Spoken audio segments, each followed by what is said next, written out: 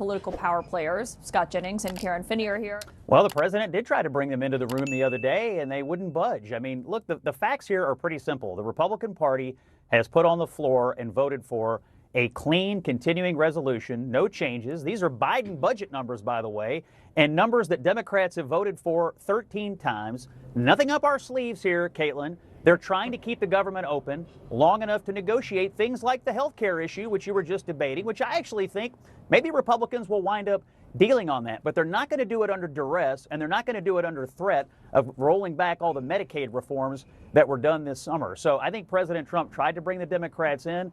And at the end of the day, I think the American people know here they're looking at two parties. One's trying to do a bunch of funny business. One's trying to keep the doors open. And right now, I don't think the funny business side is winning in the eyes of the American people. Well, I just want to correct something. You know, Scott, you know how much I respect you, but let's be honest here.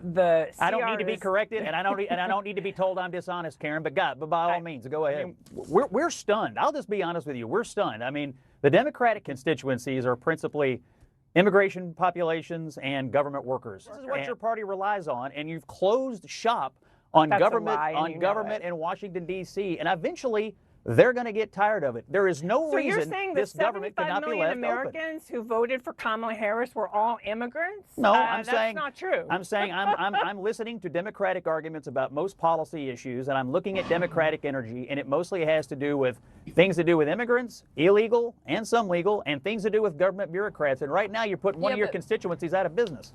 Can I say one thing, which is that people who are in the country illegally cannot get these subsidies that we're talking about? Sure they can. No, they can't. No, they can't. It's federal law, Scott. Who do you think pays when they go to the emergency room? It's the Medicaid emergency program. Going to the emergency room is not getting an Obamacare subsidy. You guys are conflating. You guys are conflating these issues. You're conflating these issues. And you're being dishonest with the subsidies are a separate issue. The Medicaid program cuts are a different thing. Right, but I'm talking about subsidies. And the Obamacare stuff are two different issues. And I said the subsidies may get negotiated over time, but what Democrats want to do is roll back what the Republican Medicaid reforms were. They want, look, I don't understand why everybody's so mad. For time immemorial, Democrats have argued that it's good. It's good for illegal immigrants to get Medicaid. Every candidate for president in 2020 raised their hand for it. In the big, beautiful bill debate, they argued it was good policy.